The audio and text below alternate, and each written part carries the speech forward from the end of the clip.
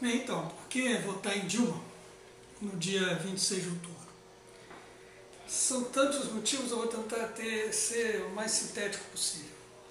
O primeiro deles, porque é necessário a continuidade das políticas sociais que os governos do PT colocaram em prática no país nos últimos anos. Então, toda essa estrutura, essa rede de apoio às populações mais pobres precisa continuar, as políticas de transferência direta de renda, política de moradia, todas essas formas que, apesar da outra candidatura sempre afirmar que continuará a fazer isso, a credibilidade das afirmações não é muito grande, porque ela se combina com uma receituária econômica neoliberal que certamente incidirá e causará corte nos investimentos nas políticas sociais. Então, acho que não há muito como escapar de que a continuidade dessas políticas depende de que a Dilma seja reeleita. Segundo ponto, a ação afirmativa. Eu acho que as ações afirmativas para acesso à universidade e as ações afirmativas que agora chegam também nos concursos públicos para o executivo, os cargos do executivo, acho que são muito importantes. O racismo não é um assunto periférico na reprodução da exclusão social na sociedade brasileira, é um assunto muito central, muito importante. Então, as políticas de ação afirmativa voltadas para a raça são cruciais para que se supere uma causa essencial da injustiça social no Brasil, da reprodução das injustiças sociais no Brasil. Terceiro ponto, a defesa da universidade pública. A universidade pública, durante os anos de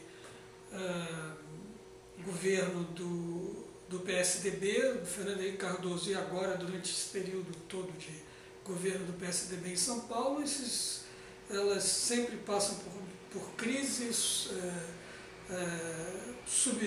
subfinanciamento, elas expandem sem nenhuma contrapartida do ponto de vista do aumento do financiamento. Os 8 anos de Fernando Henrique foram dramáticos para o sistema federal, com os salários congelados, falta de contratação, nenhuma expansão do sistema, de modo que acho que essa eleição é muito decisiva para a continuação das universidades públicas brasileiras, para que a expansão que ocorreu nos últimos anos ela tenha prosseguimento, com a criação de novas universidades, e que a demanda por ensino público de qualidade e gratuito possa ser cada vez mais atendida pelo governo federal. E isso também é um grande assunto em jogo nessa eleição. Um outro ponto que eu queria mencionar, que é muito importante, é a diferença dos candidatos. Quer dizer, do lado você tem Dilma, que tem história, e do outro lado você tem o Aécio, que só tem berço. Né? Se você for, aliás, o Aécio, ele me lembra muito um romance do século XIX, uma sátira política, escrita pelo Joaquim Manuel de Macedo, aquele autor romântico, que ele conta a história, uma sátira, o título do livro é Memórias do Sobrinho do Meu Tio. E a história toda de um sujeito que o currículo que ele tinha na vida é ser sobrinho do tio dele, que era poderoso e influente, e arrumava todas as formas de vida e os privilégios que ele tinha. Ora, eu penso no Aécio Neves, e se algum dia ele for escrever uma autobiografia, terá que ser Memórias do Neto do Meu Avô, né?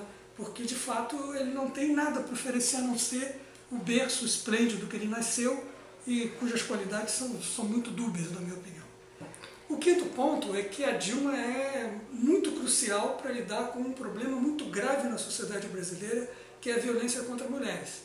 A violência contra mulheres é epidêmica na sociedade brasileira, os números são inacreditavelmente chocantes, e nesse assunto, evidentemente, qualquer esperança de que a coisa vá adiante, o problema seja enfrentado, depende da Dilma ser eleita, até porque o outro candidato não tem nenhuma credibilidade neste assunto.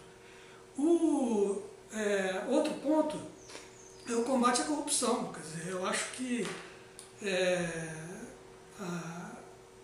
a Dilma já se comprometeu com a reforma política que é necessária para que para que a corrupção diminua, seja de uma maneira controlada, e ela está comprometida, já teve nesse governo e continuará no próximo, comprometida com a independência e com a eficiência dos órgãos encarregados de reprimir essa prática endêmica no Estado brasileiro.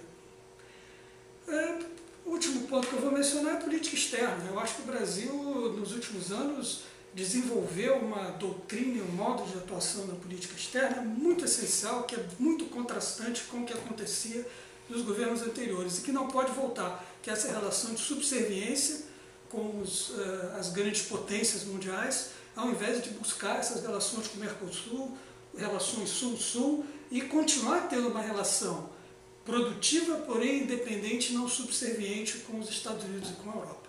Então esses pontos todos, na minha opinião, me fazem totalmente convicto de que nós devemos votar Dilma em 26 de outubro.